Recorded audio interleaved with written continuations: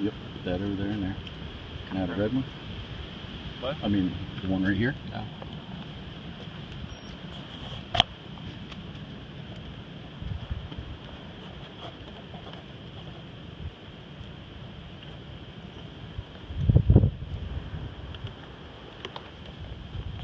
You have 4 bolts to remove under those little caps that you were doing there in 230s.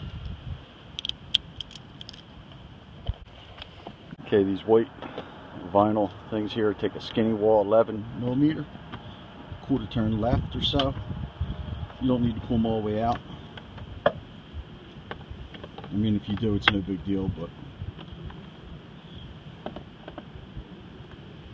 can you feel them releasing, Jake? Yeah. All right, and that'll loosen up the sub panel. Did you get the gray ones? No. There's gray ones over there. One of the things we found is that, of course, this has been open, but we found that the speaker was unplugged over there.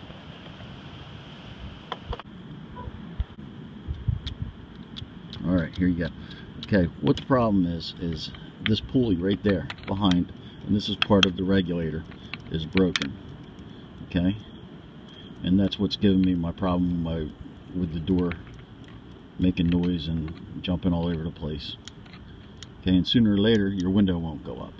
When I pull it out, I'll show you a little better video of it.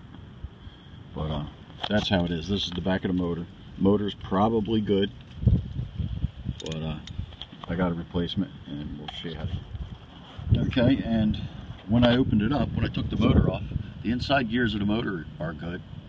The inside of this pulley is good, but this little piece right here is laying in there, and when this all turns around and torques around, it breaks, of course. And you could probably, if you had the part number, take this off. But I have a aftermarket that I'm going to put in there, because I know that piece right there will come out. I see how the other one comes out. I bet you could just replace this part. Be a lot cheaper.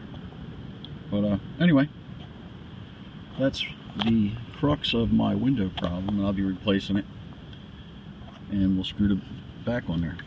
All right. Okay, after working on your window motor or your regulator, anything you have to do anytime you unplug it, you have to reinitialize your windows by, you got to start the car, you got to roll the window all the way to the bottom on the defective window. Okay, see my window's all open. Using the window for that particular window. If you're using the driver's side, you got to use the driver's side window right here. If you're using any other window, you have to use that particular switch. Okay, when you're rolling the window down, the window's going to want to stop every couple inches, because that's just how it does it. But you got to keep making it go all the way down. Once it's down, you release the window switch. Then you press down again and hold it down for 17 seconds, exactly 17 seconds. It's critical.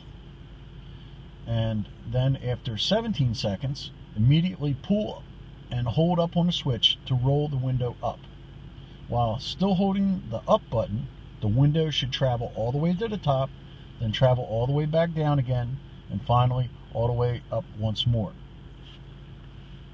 Okay, we're going to hold it down for 17 seconds. 1, 1002, 1003, 1004, 1005, 1006, 1007, 1008, 1009, 1010, 1011, 1012, 1013, 1014, 1015, 1016, 1017, 1018. No, it's not working.